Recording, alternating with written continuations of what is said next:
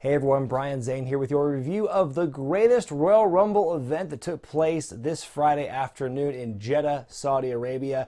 The Kingdom of Saudi Arabia paid the company a whole boatload of money to make one big giant spectacle of an event at the King Abdul Sports Arena, and I'd say they delivered. I'll give you my details about that right now. First off, I have to say I liked the setting of this show. I liked the arena that it was taking place in. I loved how the sun was setting just as the show was beginning.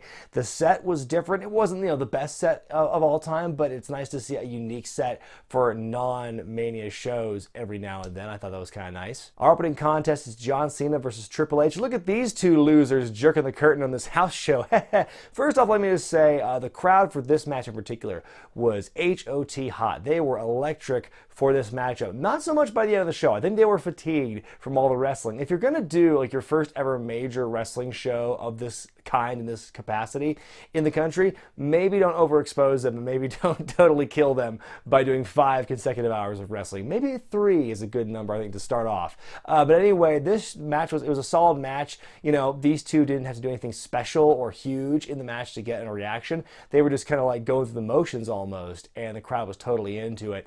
Cena wins with the second AA of the match in their first match against each other in 8 years. So kind of cool they had it happen here, this historic return match, so to speak. Solid matchup, but they didn't have to do anything crazy. It wasn't a particularly memorable match, but it got the job done. Cruiserweight title match as Cedric defends against Kalisto. One of the announcers said that it was a bit of a homecoming for Kalisto, and I didn't understand what he meant by that. I don't know if it was Graves or Saxon who said it, but just for the sake of argument, let's just say it was Saxon who said it. Each guy getting their flippy-dippy stuff in, the crowd was into that, always impressive to watch. Kalisto takes this gnarly-looking drop kick where his head just snaps back on impact. That was a pretty stiff-looking drop kick. A seated springboard Spanish fly by Kalisto, which I thought the springboard was an excessive, unnecessary extra piece of flair, but then again, that's what Cruiserweight wrestling can be about sometimes. I love the finish though. Cedric countering the Salida del Sol, catching him in midair into a lumbar check to win. Really exciting, fun match here. I want to say opener by default, but it wasn't the opener, but it kind of felt like that's what Cruiserweight matches are usually put in that position. Anyway,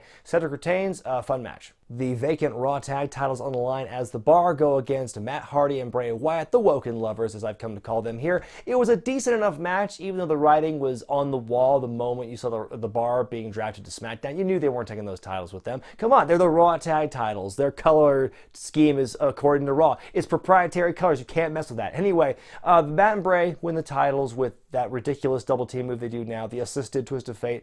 I think I mentioned it the first time I saw it. I will reiterate here how dumb of a double team move that is, because Bray adds literally nothing to that. In fact, I think him holding the guy's legs like that makes it a tougher move to take if you're the guy taking it, and harder for Matt to give as well. I feel there's a lot more coordination and timing that there needs to be for a move like that. Also, I think by winning the tag titles here, I think Matt Hardy has done more in this time period after winning the Andre Battle Royal at Mania than Cesaro did in the same time frame when he won the Battle Royal at WrestleMania 30. Also, with this win, Bray becomes the 5th man to win both the Raw and SmackDown tag titles. Jason Jordan has done it, the New Day has done it, and now Bray is a part of that list. And I'm pretty sure that's all the people who have won both those titles. I might be mistaken, but those are the ones that come to mind. Rematch for the U.S. title as Jeff Hardy defends against the man he beat for the belt 2 weeks ago on Raw, Jinder Mahal. Not much to say about this match. The real highlight, if you want to call it that, is when Jeff goes for Whisper in the Wind, gets absolutely none of it, completely whiffs it, but Jinder bumps for him anyway, and bless their hearts, Michael Cole and Corey Graves try their best to cover for it, but all hope is lost. There was no way to put lipstick on that pig. Jinder takes a twist of fate like a stunner yet again, like he did when he lost the belt. Maybe he just doesn't like taking front bumps. I guess that can't be right, because I think he took a couple of RKOs from Randy Orton, and this is basically the same bump. Anyway, Jeff hits the Swanton to win the match and retain the championship. It was a pretty good match, though that Whisper in the Wind botch was pretty rough. SmackDown tag title matchup next as the Brothers of Bludgeoning take on the Usos. I have to say, the Bludgeon Brothers are growing on me and have slowly become one of my favorite tag teams at the moment. Their gimmick is a little hokey, but I love their power moves. I just love how they just wreck shit everywhere they go. I think that's the kind of, I like watching wrestlers that do that. that. And so seeing two of them, I think together, they are greater than the sum of their parts. And I just like these two guys as a team. And yeah, like I said, the theme music and the gimmick and everything, it's grown on me a lot. So I think this is their first real big test as tag team champions, because they won it in a multi-team match at WrestleMania that also no one was paying attention to because all the air was sucked out of the room after the Ronda Rousey tag team match. But I think that they passed this test here in Saudi Arabia with flying colors. I think it was a very competitive match. The Bludgeon Bros win and retain the titles. Seth Rollins defends the Intercontinental title in a four-way ladder match against The Miz, Finn Balor, and Samoa Joe, who I believe is like the MVP of this match. I will say that over the course of this entire show, there wasn't a lot of like ooh-ah moments happening, and that's not a pun of Roman Reigns, but I'm just saying there wasn't a whole lot of, oh my god, shocking moments in this whole show. So I think the ladder match kind of like filled that role. I had probably the most shocking things, shocking spots and stuff in this match. I mean, I don't think this was as insane as the ladder match at TakeOver New Orleans, for example, but this is still really entertaining. The stuff that Joe, like I said, Joe is the MVP of this match because just not only in his offense and how he looked on the offensive, but also the bumps he took were just insane. The one he took, I forget who gave it to him or who hit him, but he takes this bump on the ladder and just like half his back goes on it. It just looks like a gnarly way to take that hit. The match ends when Finn is by himself on the ladder reaching for the belt, and Seth jumps from the top rope onto the ladder and just climbs up, yoinks the ladder down. Probably one of the quickest pull downs of a belt in ladder match history. Usually it takes a long time to unhook that thing, but he pretty much did it right away as it looks like Finn's just tickling his chest. And so, yeah, Seth Rollins retains the championship here. It was an awesome ladder match, and probably, aside from just the entertainment value alone of the Rumble match, probably the best match of the night. We get a segment with four of the men who tried out with WWE this week in Saudi Arabia, one of whom, the long-haired one who got some microphone time, is 17 years old. So very impressive to see him get signed. Arya and Sean Daivari interrupt. I have to admit, Sean Daivari coming out was probably, to me, like one of the biggest surprises of the whole show, which is not a great sign. I love Sean Daivari, but if he's one of the biggest like pops for me on this show, then I don't know what to tell you. They're putting over the country of Iran. They get beat up. The signees take turns beating up, especially the elder Daivari. One dude holds on to the power of the body slam for a very long time before he finally throws before the fourth guy throws him over the top rope and onto the floor. So kind of a cool little segment there. A rematch for the WWE title as AJ Styles defends against Shinsuke Nakamura. This match, I think, was way better than their one at WrestleMania because it had the added benefit of heat and a face and heel dynamic. Who knew that's what you needed to make a match more interesting? AJ almost hits the ref after going over the ropes. Shinsuke with the Kinshasa hits him with a low blow again. No metal cup. You'd think by now AJ would learn his lesson. A roll up, but AJ does grab the ropes. They tumble onto the Arab announce table. I'll bet that was a condition of the deal that the Saudis made with the company. It's like, look, well, you can come to our country and do this show. We'll pay all this money, but you have to do a spot on the Arab announce table. That we are hard line on this. The match ends disappointingly in a double countout, which unfortunately is not the only screwy finish we'll see before the night is out. Styles does win the post-match brawl. The finish was weak, you know, it's just more build for their match at Backlash. I just had to keep reminding myself, this is a house show, this is a house show, this is a house show. Before the finish, I thought the match itself was good, but yeah, the finish just kind of soured me on it. Rusev was in the casket match against The Undertaker, then he wasn't, and then he got back in. Wrestling is weird sometimes. This match I thought was better than I thought it'd be. I expected it to be a total squash match. It was several times longer than Taker's WrestleMania match with John Cena, so big points to Rusev for hanging a little longer than John Cena. But you know, the match, the outcome was the same as we all predicted. Taker chokeslams Rusev, he rolls into the casket, then he tombstones Aiden English, rolls him into the casket, slams the door on them both. Boy, wasn't that convenient. They were able to find a casket big enough for those two dudes. And so Taker wins. It was a fair enough casket match. It wasn't, you know, a mind-blowing match of the night Taker match that, you know, we saw in the last few years of his main run, but still, you know, it popped the crowd, got the job done. Oh, and by the way, a great feather in the cap for Rusev to work with Undertaker this huge show. A steel cage match for the Universal title as Brock Lesnar defends against Roman Reigns. This match was everything that we'd seen in the previous encounters, and, well, I would say more so. There's a little bit more so, but not that much. 4 Germans before the first F5. He goes for a second. Superman punches. It's a bunch of spears. It's a bunch of Superman punches and suplexes. That's pretty much all it is. Although Roman does powerbomb Brock off the top rope, which is probably the biggest bump Brock's taken in a long time, it feels like.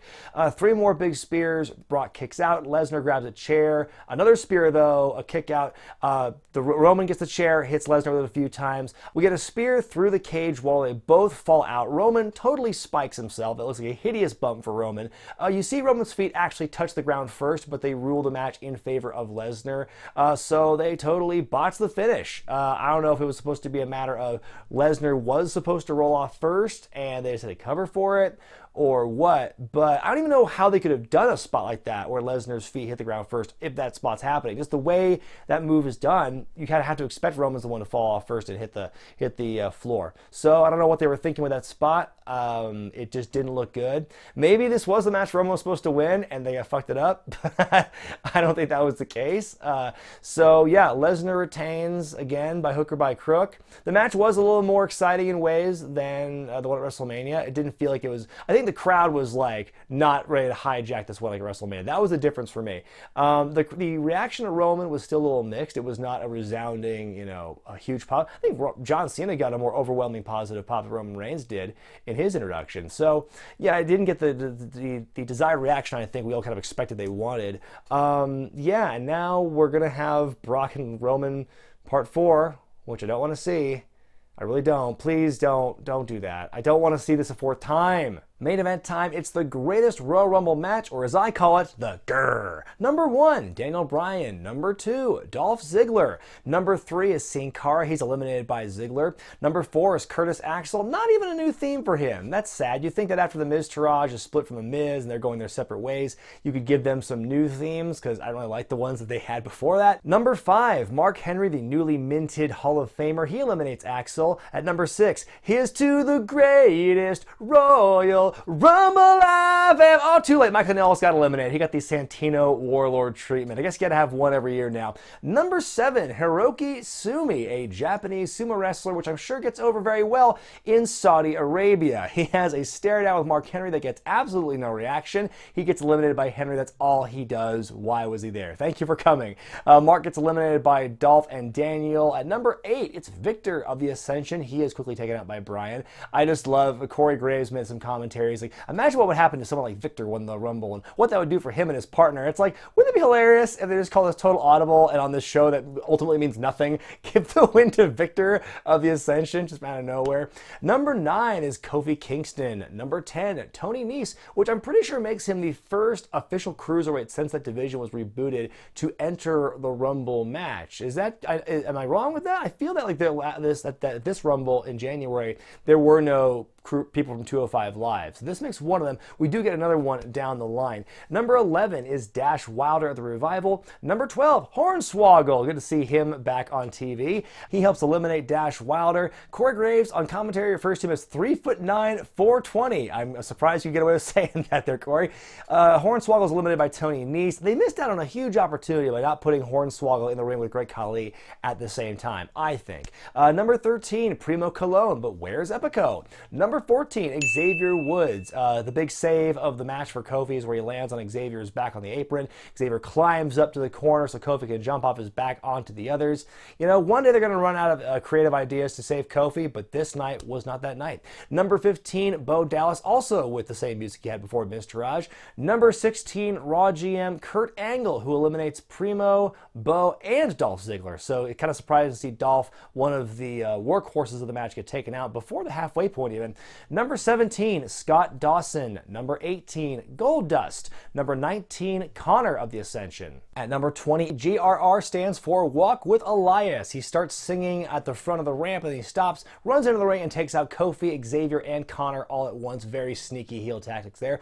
Number 21 is Luke Gallows. As he makes his way in the ring, we see some cool work between Daniel Bryan and Kurt Angle. Would love to see the two of them do some more work together. Elias, though, does eliminate Kurt Angle. There's a story for Monday Night Raw. Number 22 is Rhino. Number 23, the other cruiserweight from 205 Live making his appearance in the match, Drew Gulak. Number 24 from NXT, Tucker Knight, one half of Heavy Machinery. Gulak jumps onto his back, but he gets dumped out of the ring for his efforts. Number 25, the former U.S. champion Bobby Roode. He eliminates Goldust and Scott Dawson.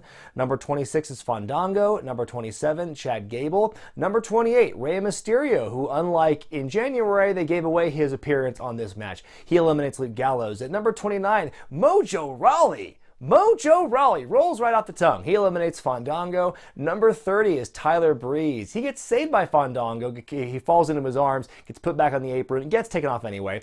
Number 31, the final third of the New Day, Big E comes out. He eliminates Tucker Knight after the big ending. Number 32 is Carl Anderson. Number 33, Apollo Crews. He eliminates Chad Gable. Number 34, one half of the NXT Tag Team Champions, Roderick Strong of the Undisputed Era. He takes out Rhino. Number 35, Randy Orton. There was the leaked photo of the set that came out the day before this, I think, where you see Randy Orton's Titantron in the number 22. So I don't know if they were just testing all the different screens or what, or they had to change the booking because, oh no, Randy Orton's number's been leaked. He won't be 22 anymore. He has to move him to 35. Anyway, he hits Apollo with the RKO in midair. He eliminates Anderson and Mojo Rawley, and then he eliminates Apollo.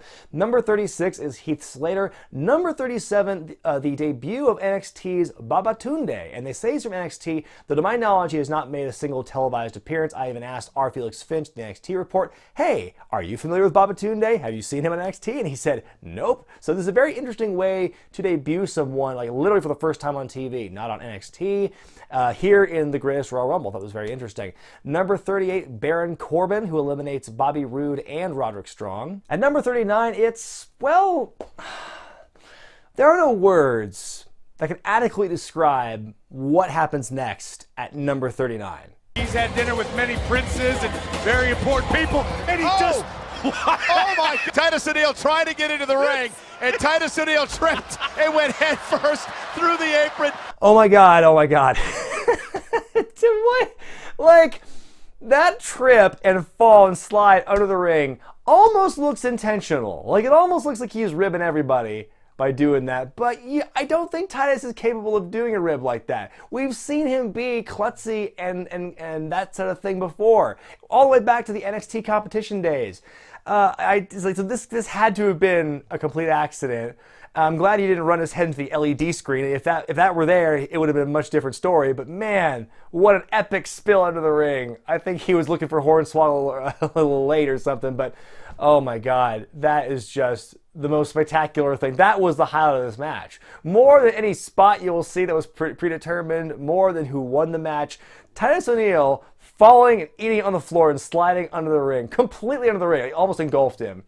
That has to be one of the top spots of the year, no doubt about it. Number 40, Dan Matha from NXT. By the way, Titus's botch totally broke the announce team. They just could not focus for the next 10 minutes. Number 41, Braun Strowman. He stares down Babatunde for like a quick second, then throws him out of the ring. I thought we would have seen some more of that. I guess it's kind of cool to tease it, but if you're going to tease it, have something going on. Just totally cheapen Babatunde by having Strowman just grab him and really quickly do that. Because like Babatunde had an inch or two on Strowman. That was really impressive to see that.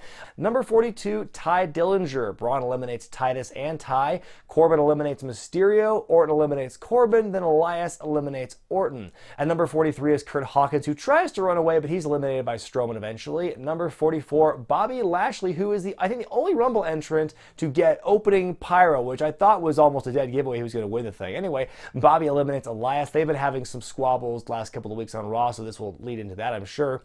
Number 45, the Great Khali. In his first Rumble match several years ago, all he did were brain chops. In 2018, nothing has changed. Strowman and Lashley eliminate Khali.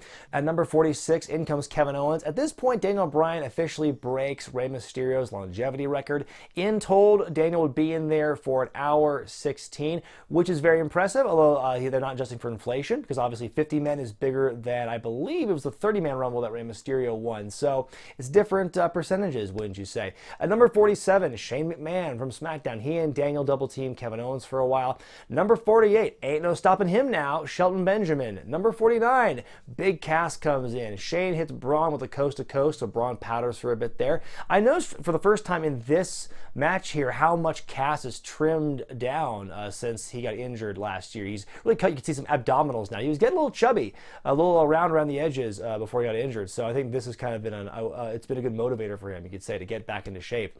Number 50, the final man is Chris Jericho. I love Kevin Owens here screaming, "Go back to Japan, leave us alone," when Jericho's making his way in the ring. Chris eliminates Shelton. Bobby Lashley tries to do a hanging vertical suplex onto Cass, but can't get him up. He tries it twice. The second time drops him on his fucking head.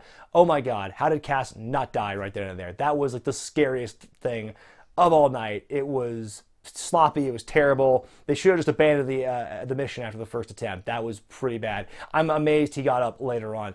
Shane goes for another coast to coast, but Braun catches him and tosses him through the announce table out of the ring. That would have been a lot more impactful to me if Cass didn't almost die in the ring just moments before. We're down to the final three of Strowman, Bryan, and Cass. Bryan, who's made it all this way from number 1, is finally eliminated by the not dead yet Big Cass. So yeah, he was in there for an hour 16. That was pretty impressive. We're down to Cass and Strowman. Strowman crotches Cass on the top rope and checks him out of the ring to win the match. Strowman, for his first, really his biggest win of his time on the main roster that I can think of at this point.